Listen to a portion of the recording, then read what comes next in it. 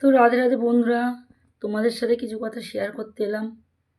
কথাটা হচ্ছে, দেখো সকালে সেই 4টের সময় উঠেছি, ভোর 4টের আগে আগে উঠেছি। উঠে রেডি হয়ে তো বললাম মার্কেটে গেছিলাম, 4:50-এর গাড়ি ধরে সেখান থেকে মালপত্র কিনে গাড়িতে দিয়ে চলে এসেছিলাম বাড়িতে চলে এসে স্নান করে একটু চা খেয়ে সঙ্গে সঙ্গে ভগবানের প্রসাদ বানানোর জন্য রেডি হয়ে গেছিলাম। ভগবানের প্রসাদ বানিয়ে ভগবানদের স্নান দিয়ে তারপরে ভগবানদের ভোগ লাগিয়ে কমপ্লিট করে তারপরে এখন একটু আগে, এখন 2 মিনিট হয়নি, প্রসাদ পেলাম।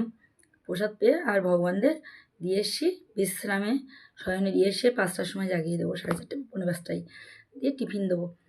তো মার্কেট থেকে এসে এই সমস্ত কাজ করে, আরও তো সংসারের কাজকর্ম আছে, ঘর ঝাড় দেওয়া মোছা কর্ম করে সবে দুটো খেলাম, প্রসাদটা পেলাম সবে।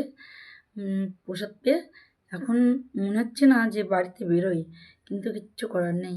এখন এই রোদের ভিতরে বেরিয়ে যাব, গিয়ে বাজারে যাব, গিয়ে বাজারে গিয়ে দোকানে বসবো। আর তোমাদের দাদাভাই আসবে বাড়িতে, তোমাদের দাদাভাই বাড়ি এসে যাবে সেই 5টার সময়, আর আমি 5টা কি 4:30টার দিকে যাবে। আর আমি তখন দোকান থেকে উঠে বাজার করে একবার বাজার করে নিয়ে বাড়ি আসবো। এসে গোপাল সোনাদের স্নান করবো, গোপাল সোনাদের জাগাবো, টিফিন দেবো। তারপরে আবার সন্ধ্যা রোদ আছে, তার মধ্যে ঘর ঝাড়ু দেওয়া আছে, সব কিছু আছে, তার মধ্যে ভিডিও এডিট করা, তার মধ্যে ভিডিও করা, তার মধ্যে সব কিছু করি, ঠিক আছে। তা যারা এই যে মেসেঞ্জারে না ঝটঝট করে কল করো, প্লিজ তাদের কাছে হাত জোড় করছি, তোমরা ঝটঝট করে মেসেঞ্জারে কল করো না, আমি সত্যিই ব্যস্ততার ভিতরে থাকি।